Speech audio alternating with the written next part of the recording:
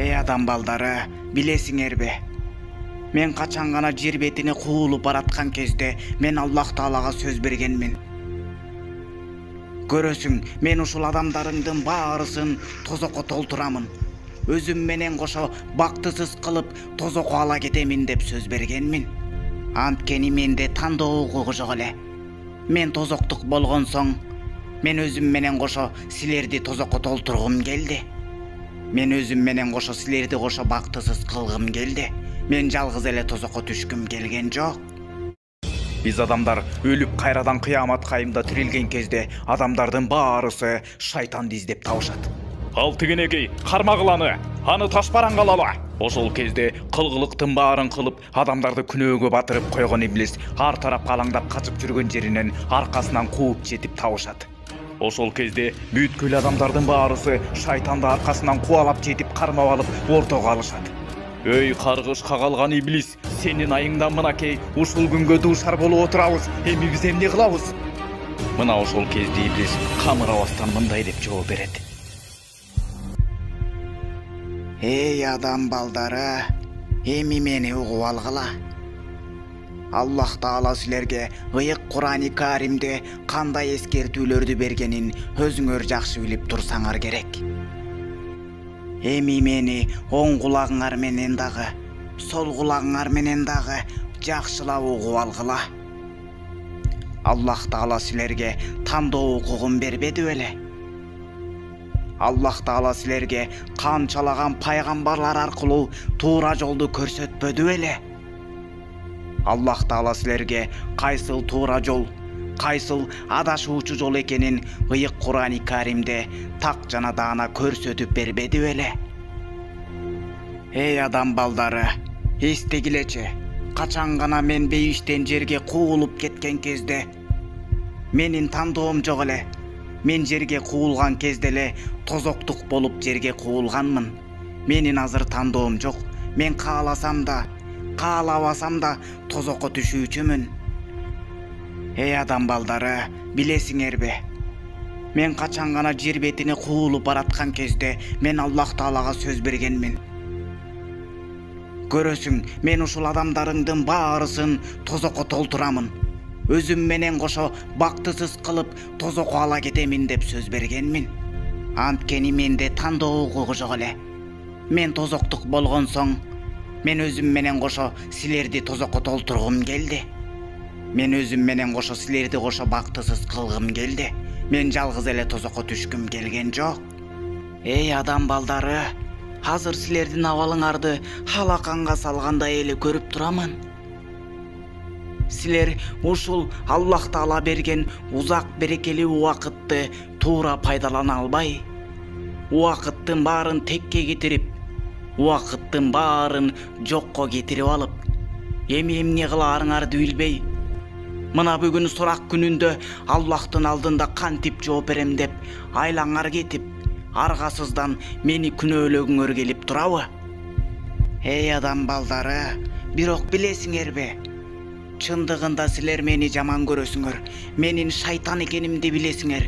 Менин кандай гана азгыруучу экенимди, менин тозоктук экенимди, менин иблис каргыш кагалган шайтан экенимди жакшы билесиңер.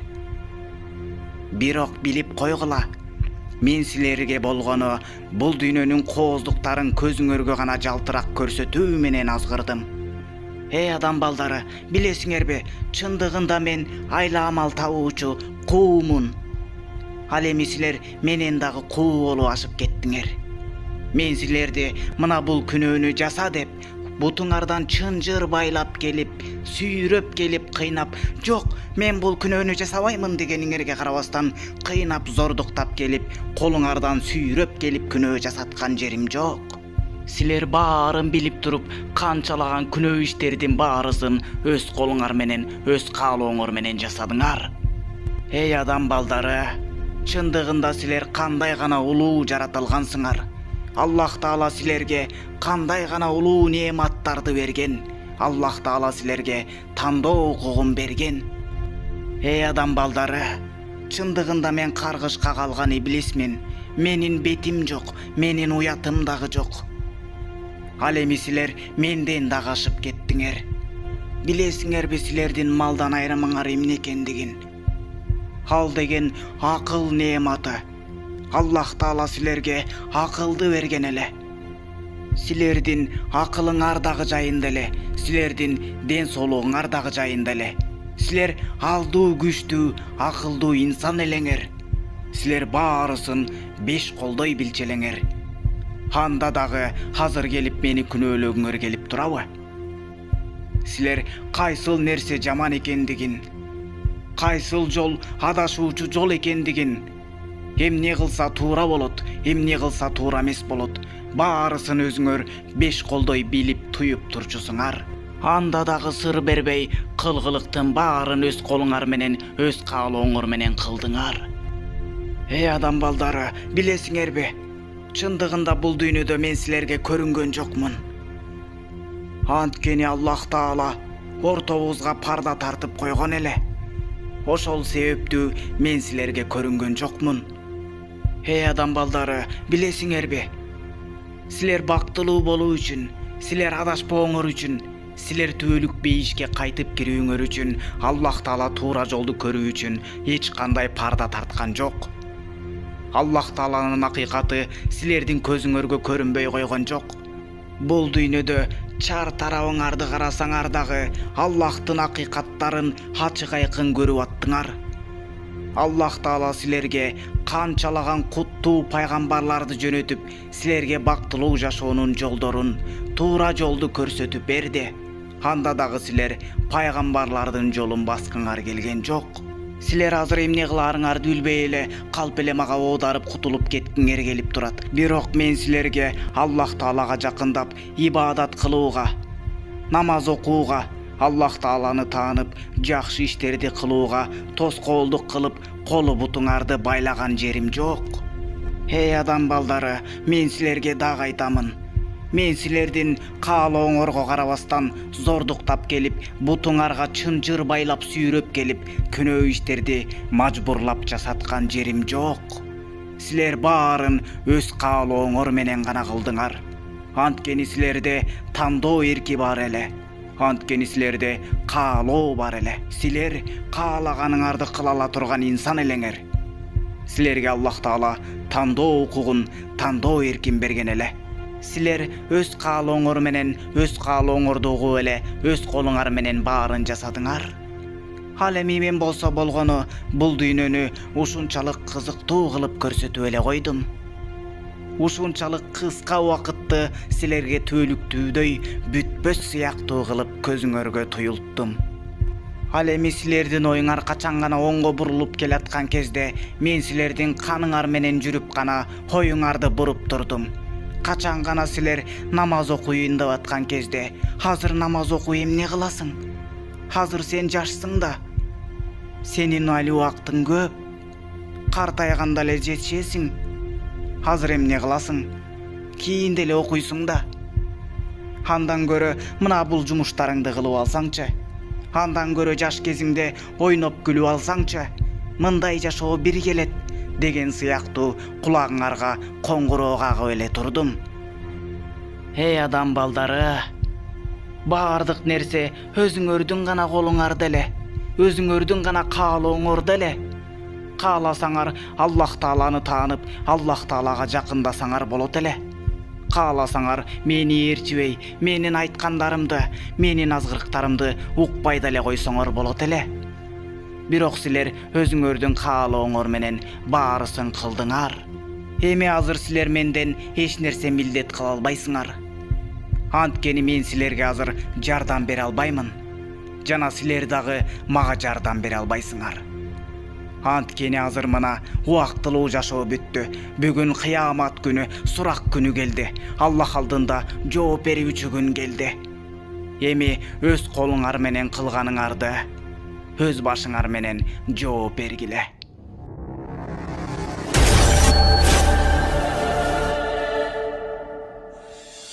Алдыда Аллахтын улуу соту, сурак күнү күтүп турат. Жер жаралгандан бери бул дүйнөгө ким келген болсо, адам атадан тараган урпактардан бери, адам атадан тарта бүткүл пайгамбарларга чейин Бул дүйнөгө ким келген болсо, ошонун баарын Аллах Таала сурак алуу үчүн кайрадан тирилтет. Бул дүйнөгө ким келген болсо, буга чейин ким өтүп кеткен болсо, баарыбыз, ар бирибиз мына ушул күнү, сурак күнү тирилип чыккан кезде адамдардын көздөрү алайып, жүрөктөрү оозуна тыгылган абалда болот. Алар өнүп чыккан дан сыяктуу тирилип чыккан кезде жылааңач абалда болушат.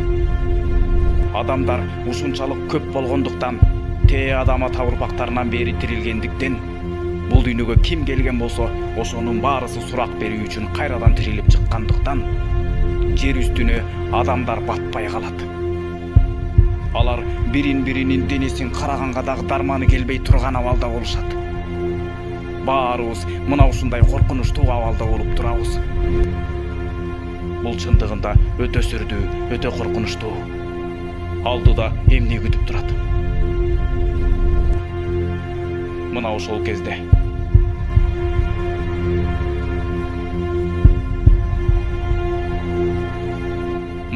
кезде адамдар эмне кылаарын билишпей, акыры баягы Адам алейхиссаламды эстешет. Ошентип адамдардын баарысы чогулуп барып, Адам алейхиссалам Адам атага барышат. Мына ошол кезде адамдардын баарысы Адам атага: "О Адам, бизге жардам кылчы. Эми биз эмне болобуз? Алдыда бизди эмне күтүп турат? Кантсе да сен биздин жол башчыбызсың. Кантсе да биз сенден тараганбыз. Бизге жардам кылчы. Кантсе да сен Аллах Таала менен бизге караганда жакыныраак эмессиңби? О Адам, эмне болорубузду билбей турабыз, биздин абалыбызды көрүп турасың. Бир нерсе кылчы. Аллах Таалага жалбарчы. Бизге жеңилдик кылсынчы" деген кезде Адам алейхиссалам: "О жок, мен силерге азыр жардам бере албаймын. Себеби дегенде улуу жараткан Аллах Таала буга чейин ачууланып көрбөгөндөй ачууланып турат. Мен силерге жардам бермек тургай, өзүмдүн абалым кандай болоорун билбей турамын. Анткени мен дагы күнөө кылганмын. Мен дагы Аллах Тааланын тыюу салган алмасын, жебе деген алмасын жеп, күнөө кылып алганмын. Мен дагы Аллах Тааланын тыюу салганын укпай, күнөө кылып алганмын. Азыр мен өзүмдүн абалым кандай болоорун билбей турамын. Мен силерге жардам бере албаймын." Мына ушул кезде Адам алейхиссалам өзү эмне кылаарын билбей турган болсо, анда биздин азыр абалыбыз кандай болот? Эми эмне болот?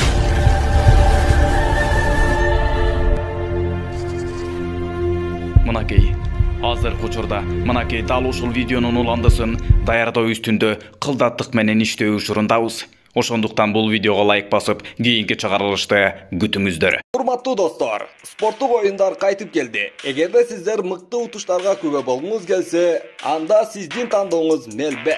Бизде эң мыкты коэффициенттер жана эң мыкты утуштар.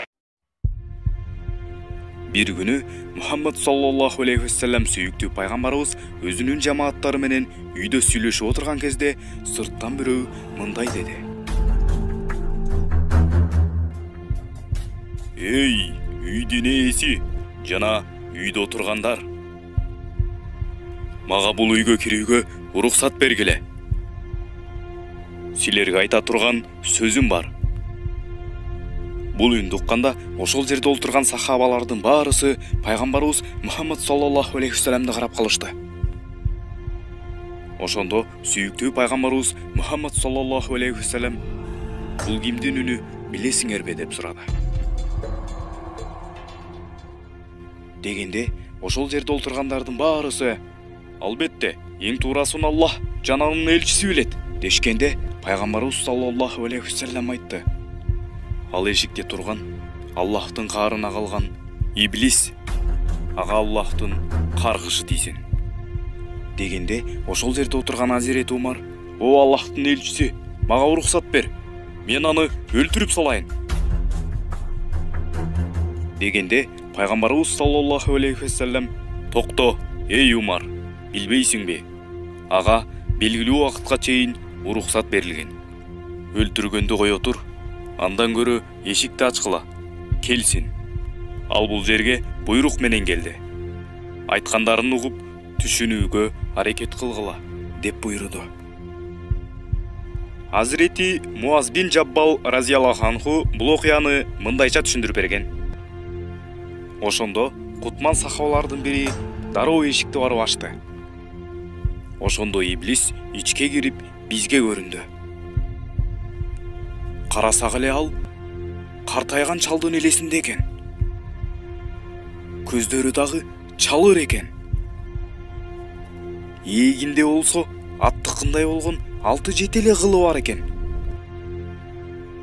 Көздөрү өйдө карап калган, башы болсо пилдикиндей чоң экен. Эриндери топоздукуна окшош. Ал эшиктен кирип келип, минтип салам берди. Салам сага, эй Мухаммед. Салам силерге, эй мусулман жамааты. Анын саламына Аллахтын элчиси саллаллаху алейхи вассалам мындай деп жооп берди. Салам, эй Аллахка гана таандык болгон ләйин, эй Аллахтын каргышына калган шайтан. Бул жерге бир жумуш менен келиптирсиң. Ал кандай жумуш экен? Дегенде Аллахтын карына калган шайтан мындай деди. Мен бул жерге өз каалоом менен келген жокмун. Келүүгө аргасыз болдум. Эмне үчүн аргасыз болдуң? Мен бул жерге келбейт элем. Мага улуу Аллах Таала бир периште жөнөтүптүр. Ал периште келип мага мындай деди. Эй иблис, сага Аллах Тааладан буйрук келди. Мухаммедке байкуш абалда барасың. Ага барып, таазим кылып туруп, адам затын, адам баласын кантип, кандай жолдор менен азгырарыңдын баарын төкпөй чачпай айтып бересиң. Андан кийин ал сенден эмне сураса, ошонун баарына туура жооп бересиң. Эгерде анын суроолоруна туура жооп бербей, калп айта турган болсоң, анда сени күйгүзүп күлгө айлантып, шамалга чачып жиберемин. Душмандарыңдын алдында катуу уят кыламын деди. Мына ушундай эй Мухаммад, ошол буйрук менен келип олтурамын. Мына эме, каалаганыңды сура. Эгер суроолоруңа жооп бербесем, анда мен душмандарымдын алдында уят боломун. Ант болсун, мен үчүн душмандарыма шылдың болуудан өткөн оор нерсе жок. Дегенде, сүйүктүү пайгамбарыбыз Мухаммад саллаллаху алейхи вассалам мындай деди. Демек, чындыкты гана айтат экенсиң да. Андай болсо айтчы, адам затынын эл ичинде эң биринчи кимди жаман көрөсүң? Албетте сени эй Мухаммад. Аллах Таала жараткандарынын ичинен сени жаман көргөндөй эч кимди жаман көргөн эмесмин. Ким сендей боло алсын? Менден кийин кимди жаман көрөсүң? Сенден кийин ыймандуу, такыба жаш жигитти жаман көрөмүн. Убактысынын баарын Аллах Таалага короткон жаш жигитти жаман көрөмүн. Андан кийин кимди жаман көрөсүң? Күнөө иштерден оолак жүргөн сабырдуу аалымды жаман көрөмүн. Андан кийинчи? Ар дайым таптаза болуп, жуунуп тазаланып, даарат алып жүргөн адамды жаман көрөмүн. Андан кийинчи? Андан кийин сабырдуу кедейди жаман көрөмүн. Кедейдин сабырдуу экенин кайдан билесиң? Алар көп нааразы боло беришпейт. Кыскасы анын сабырдуулугун баскан турганынан эле билип коёмун. Андан кийин кимди жаман көрөсүң? Андан кийин шүгүр кылган байды жаман көрөмүн. Байдын шүгүр кылганын сен кантип билесиң? Алар байлыгын адал жол менен таап, адал жолдо гана сарпташат. Жана Аллахтын ар бир берген рызкысына шүгүр кылганды такыр унутушпайт. Ошондо пайгамбарыбыз саллаллаху алейхи вассалам сөздү өзгөртүп мындай деп сурады: Үммөттөрүм намазга турган кезде абалың кандай болот? Эй Мухаммед, сенин үммөттөрүң намазга турган кезде мен титирей баштаймын. Анткени пенде намазга турган кезде анын даражасы көтөрүлөт. Орозо кармаганда абалың кандай болот? Анда алар орозо кармаганда мен ооз ачканга чейин байланып каламын. Ажыга барганда абалың кандай болот? Ал учурда мен аябай жаман болом, эмне кыларымды да билбей калам. А Куран окугандачы? Анда мен куйкаланып ээрип кетем. Отко коюлган коргошун кандай ээрисе, мен дал ошондой ээриймин. Садака берген учурда абалың кандай болот? Ошол садаканы берген колуна аран алып, мени аралап бөлүп салгандай болом. А эмнеге ара менен бөлүп салгандай болосуң? Анткени садака берген адамды Аллах Таала ырыс кылуу кылат, жана бале кырсыктардан сактап, тозок отуна тосмо коюп коет. Мындан кийин сүйүктүү пайгамбарыбыз саллаллаху алейхи вассалам кутман сахабалары жөнүндө сурады. Азирети Умар бин Хаттаб жөнүндө эмне дейсиң? Аллахка ант болсун, аны көргөн жерден качып кетем. Осмон бин Аффан үчүн эмне дейсиң? Андан абдан уялам. Андан Аллахтын периштелери дагы уялышат. Али бин Абу Талиб үчүн эмне дейсиң? Андан кутулсам. Ал өз жолу менен кетсе, мен өз жолум менен кетсем. Ал мени кое берсе, мен дагы аны кое берет элем. Бирок ал мени кое бербей кыйнайт. Суроолорду берген соң саллаллаху алейхи вассалам мындай деди: Үммөтүмдү түбөлүк бакытка жеткирип, сени болсо белгилүү убакытка чейин күнөөкөр, бактысыз кылып койгон Аллахка чексиз шүгүр. Үммөтүмдүн бактысы дейсиңби? Үммөтүңдүн кайдагы бактысын айтасың? Мага берилген мөөнөткө чейин мен тирүү турганда үммөтүңдүн туура жолдон адашпасына кантип ишенесиң? Мен алардын кан тамыры менен кошо тең жүрүп азгырамын. Бирок алар буну билишпейт дагы, көрүшпөйт дагы. Мени жараткан Аллахка касам ичип айтып коеюн. Аллахты тааный билген, ыкласы ушунчалык бекем адам гана болбосо, калгандарынын баарын оңой эле азгырамын. Адамдарыңдын эч бири көбүн эсе менден эч убакта кутула алышпайт. Жана ар дайым менин азгыруумду, менин таттуу сөздөрүмдү угуп, мени ээрчишет.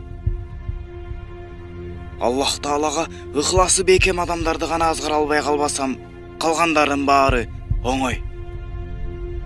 Сенин оюңда ыкласы бекем, Аллахка чын дилден берилген пенделер кимдер?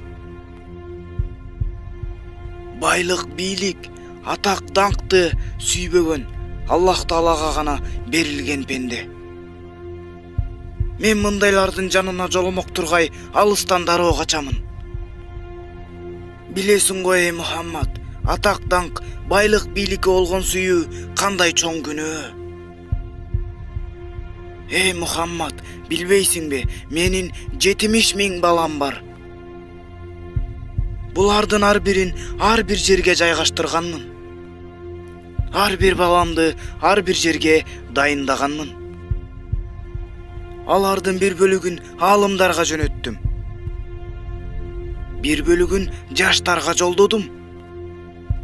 Бир бөлүгүн болсо карыя олуяларга салдым.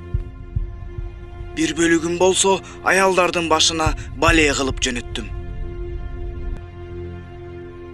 Ал эми жаштарды айта турган болсок, ортобузда эч бир түшүнбөстүк жок. Алар менен аябай жакшы келишебиз. Ал эми кичине балдарын айта турган болсок, биздин балдарыбыз дагы алардын балдары менен каалагандай бирге ойношот. Биздикилердин бир бөлүгүн ибадат кылуучуларга дарт кылдым.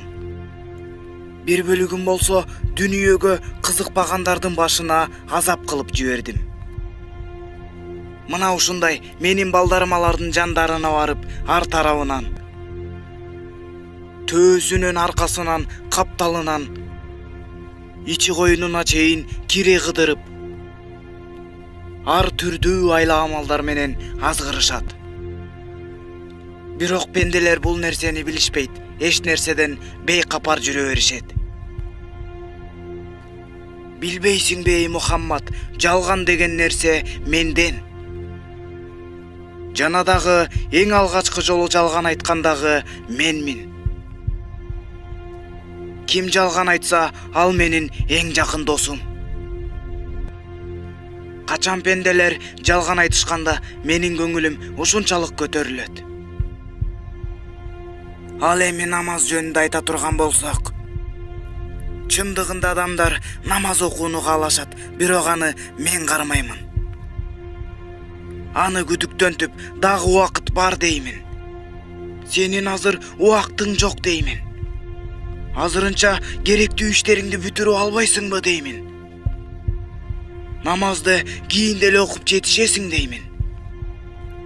Мына ошентип жүрүп, өзүнүн мөөнөтү качан бүткөнүн өзү билбей калат. Буга чейин деле мени ээрчип бул дүйнөдөн өтүп кеткен адамдар сыяктуу эле, булар деле бул дүйнөдөн мына ушинтип эч нерсе билбей өтүп кетип калышат. Мына ушундай эй Мухаммад, эгер сөздөрүмдү жалган айткан болсом, анда мени чаян чаксын. Эгерде айткандарым жалган болуп, мен бир нерсени калпайтсам, анда Аллах Таала мени күлгө айлантып, күйгүзүп жиберсин.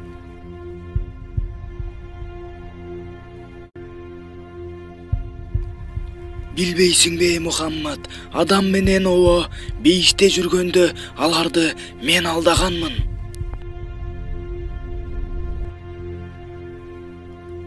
Ошентип иблис мындан кийин жаман адаттарга токтолуп, алардын ар бирин кантип, кандай жолдор менен пайдалангандыгын айтып берди. Билбейсиңби эй Мухаммед, жалган деген нерсе менден. Жана эң алгачкы жолу жалган айткандагы мына менмин.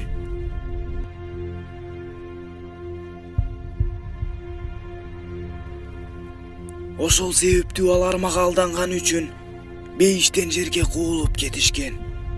Ал эми ушак жалаа жабуу жөнүндө айта турган болсом, бул нерселер дагы менин жемиштерим жана оюн тамашаларым. Адамдар мына ушул жемиштерим менен азыктанышат.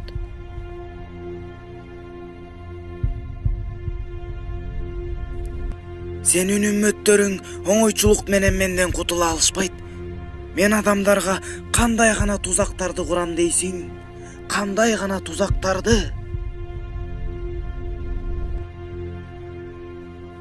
Анан үммөттөрүңдүн кайдагы бактысын айтасың эй Мухаммад?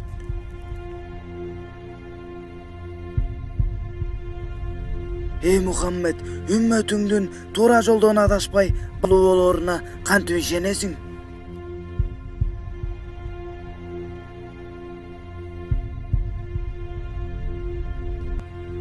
Үммөтүңдүн адамдардын көбүн эсе динден чыгарууга аракет кыламын. Алар оңойчулук менен эле динден чыгып, мени угуп кетишет. Анан кайдагы бактысын айтасың? Бул сөздөрдөн кийин сүйүктүү пайгамбарыбыз Мухаммад саллаллаху алейхи ва саллям төмөнкү суроолорду берди. Эй Наалат, сенин айыл жолдошуң ким? Менин айыл жолдошум пайыз жеген адамдар. Сенин досуң ким? Менин досум зына иштерге көп барган адам. Ал эми жаздыкташың ким? Менин жаздыкташым албетте мас абалындагы адамдар. Алар менен мен бирге чогуу уктаймын. А коногуң ким? Менин сыйлуу коногумдун бири уурулар. Ал эми сенин элчиң ким? Менин элчим сыйкырчылар. Сенин көзүңдүн нуру эмне? Менин көзүмдүн нуру жаш жубайларды ажыраштыруу. Аларды ажыраштырганда менин көзүм нурданат. Сенин сүйүктүү адамдарың ким? Менин сүйүктүүлөрүм жума намазын окубаган адамдар. Жума намазын унутуп калтырган адамдарды мен сүйөмүн. Азирети пайгамбарыбыз Мухаммад саллаллаху алейхи вассалам башка маселеге өтүп, мына буларды сурады. Эй наалат, сенин жүрөгүңдү эмне оорутат? Менин жүрөгүмдү Аллах жолунда жихадка чаптырган аттардын кишенөөсү оорутат. Алар Аллах жолунда аттарын чаап, аттары кишенегенде менин жүрөгүм ушунчалык ооруйт.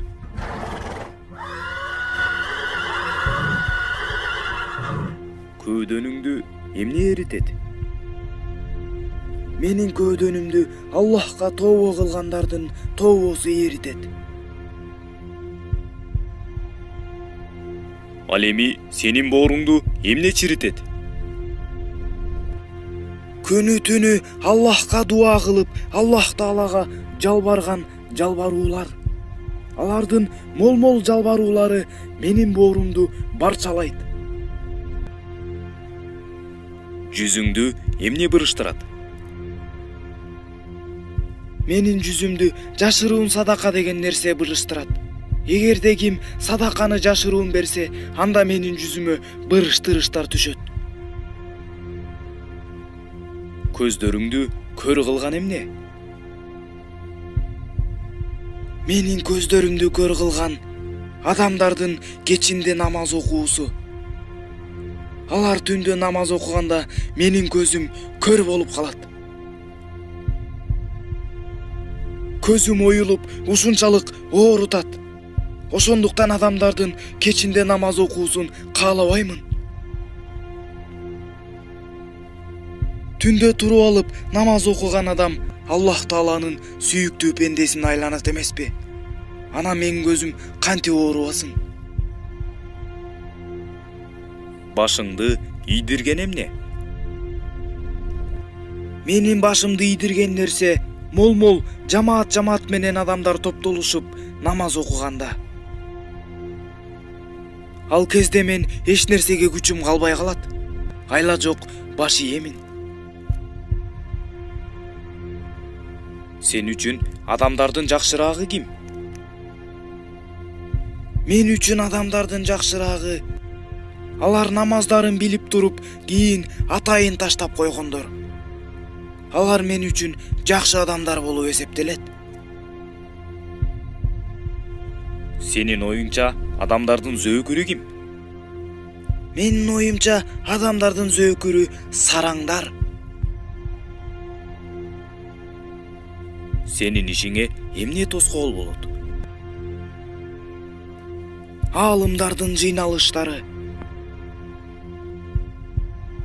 Ал эми сен тамагыңды кантип жейсиң? Мен тамакты сол кол менен жегенди жакшы көрөмүн. Ошондуктан ар дайым тамакты сол колум менен жеймин. Бармактарымдын учу менен уштап жеймин.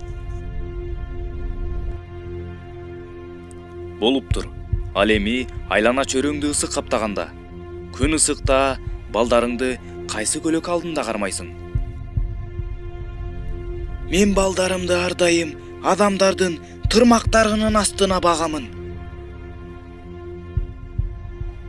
Ошондуктан ким тырмагын албай жүрсө, балдарымды дароо тырмагын албай жүргөн адамдардын тырмактарынын астына калкалаймын.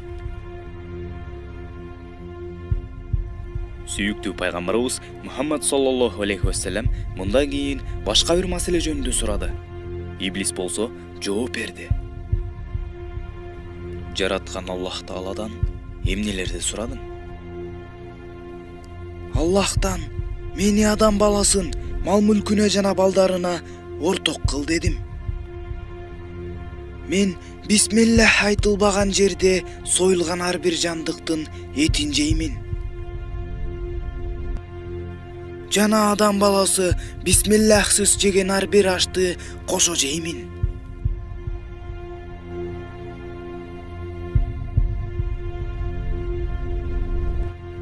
Жана арам нерселер кошулган азыктардын баарын жеймин.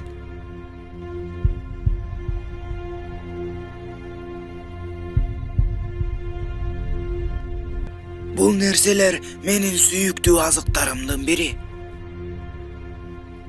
Бул сүйүктүү азыктарымды адам баласына дагы сунуштап турамын. Анан дагы Аллахтан мага бир үй беришин тиледим. Бул тилегим ишке ашырып, мончолорду мага үй кылып берди. Мага бир мечит беришин тиледим. Базарларды мага мечит кылып берди. Мага окуй турган китеп берүүсүн кааладым. Ырларды мага окуй турган китеп кылып берди. Мага бир жаздык таш берүүсүн кааладым. Мага мастарды берди. Анан мага жардамчыларды берүүсүн кааладым. Ал мага атеисттерди берди. Анан мага бир туугандарды берүүсүн кааладым. Ал мага байлыгын бекерге ысырап кылгандарды берди.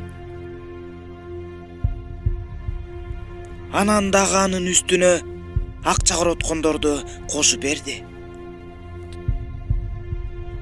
Ошондуктан мен акчасын, байлыгын бекер, пайдасыз, жараксыз нерселерге, күнөө иштерге короткон адамдарды жакшы көрөмүн. Алар менин чыныгы досторум. Эй Мухаммед, Аллахтан бул нерсени дагы сурадым. Адам баласын мен көрөйүн, бирок алар мени көрүшпөсүн деп тиледим. Бул тилегимди дагы орундатты. Анан дагы адам баласынын кан тамырларынан жол ачып берүүсүн сурадым. Аны дагы орундатып койду. Бардык каалоолорумду кабыл алды. Жана мен бул мүмкүнчүлүктөрүм менен сыймыктанамын. Жана ушул мүмкүнчүлүктөрүм аркылуу адамдарды азгырамын. Анан дагы бир нерсени айта кетейин. Мени менен бирге болгондор сени менен бирге болгондордон караганда көп.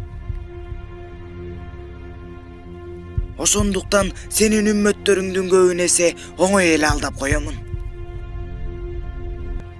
Мына ошентип кыямат кайымга чейин адам баласынын көпчүлүгү мени менен бирге болушат.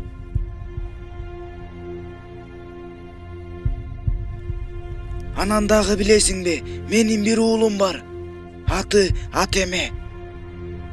Эгерде бир адам таңкы намазын окубай уктаса, ага барып анын кулагына заара ушатып кетет.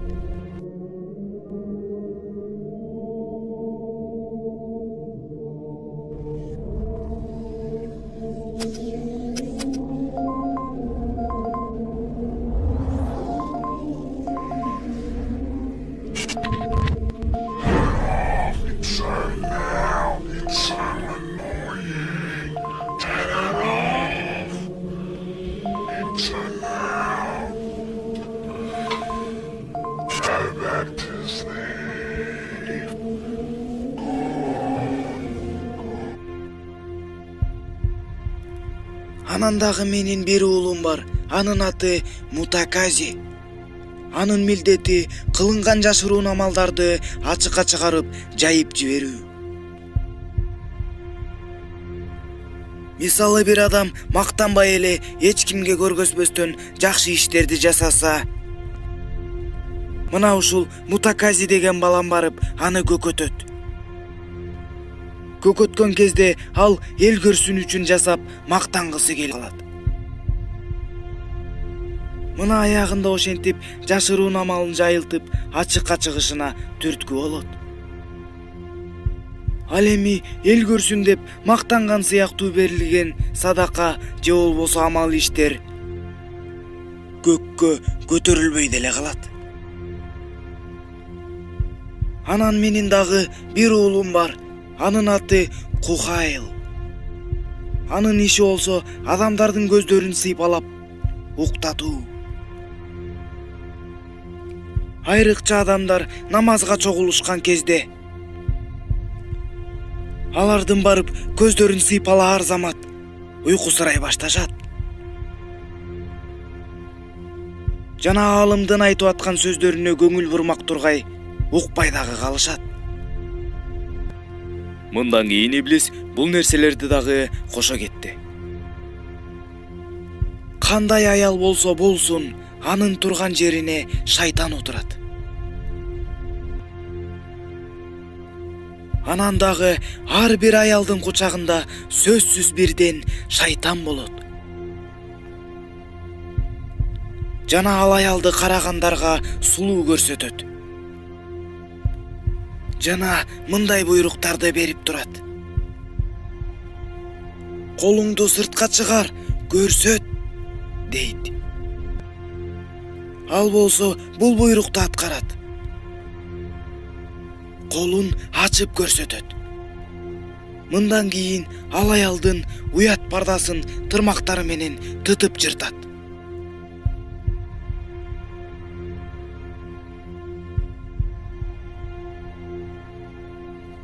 Бул нерселерден кийин иблис Аллахтын элчиси Мухаммад саллаллаху алейхи вассаламга өз абалы тууралуу айтып берди. Эй Мухаммед, пенделерди күнөө иштерге колунан жетелеп алып бара тургандай менин күчүм жок. Мен аларды колунан тартып бутунан сүйрөбөймүн. Мен аларды бул нерсени кыл деп дагы кыйнабаймын.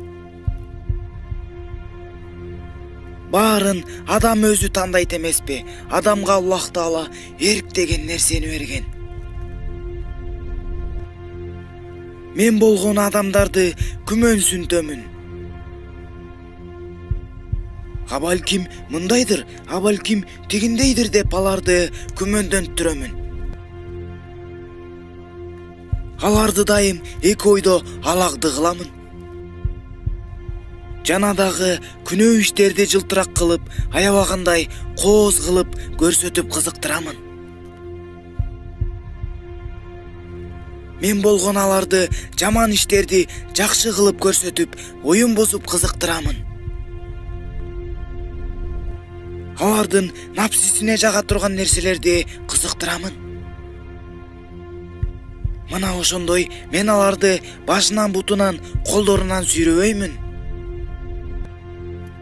Адамдар баарын өздөрү тандашат, жана өздөрү мени угушат. Эгерде Аллах Таала мага адамдарды кыйнап күнөө кылдырганга уруксат бергенде, анда жер бетинде бир дагы Аллахтан башка кудай жок, Мухаммад анын элчиси деген эч ким калбайт эле. Жер бетинде бир дагы жүрөгүндө кыпындай дагы ыйманы бар адам калбайт эле. Эгерде адамдарды колунан жетелеп кыйнай ала турган болгонумда, анда адамдардын баарысын күнөө иштерге белинен, белчесинен батырмакмын.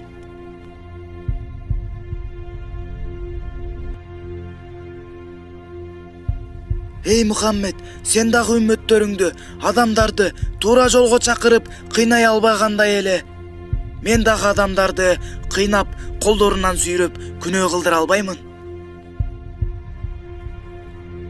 Адамдарды туура жолго салуу дагы сенин колуңдан келбегендей эле.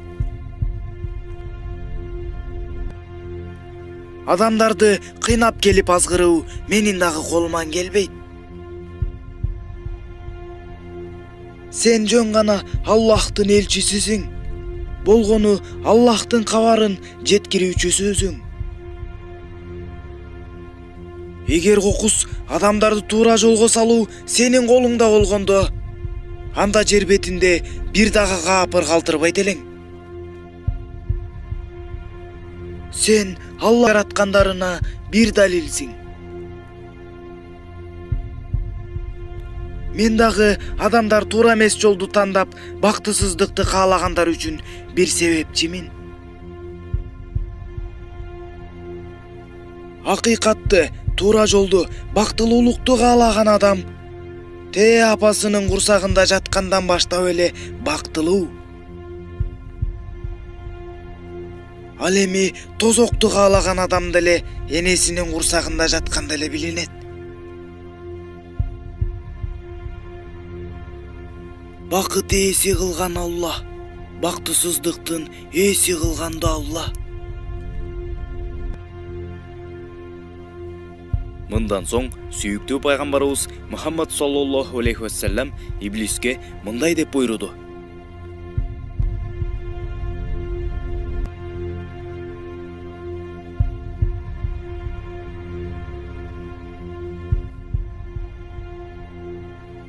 дегенде иблис мындай деп жооп берди: Эй Аллахтын элчиси, бул иш чыгарылган өкүмгө карата болду. Бул чечимди жазган калем дагы соолуду. Кыямат кайымга чейин жазылган иштер баары бир ишке ашары анык. Сени пайгамбарлардын пайгамбары кылган, бейиш ээлеринин үгүтчүсү кылган, жана сени сүймөнчүлүккө ээ кылган. Жана мени адашкандардын падышасы кылган, жана тозок ээлеринин үгүтчүсү кылган Аллах. Жана Аллах Таала бардык кемчиликтерден алыс. Мына ушул айткандарымдын баары акыркы сөзүм. Жана ушул айткандарымдын баары чындык. Мына ушундай эй Мухаммад, эгер сөздөрүмдү жалган айткан болсом, анда мени чаян чаксын. Эгерде айткандарым жалган болуп, мен бир нерсени калпайтсам, анда Аллах Таала мени күлгө айлантып, күйгүзүп жиберсин.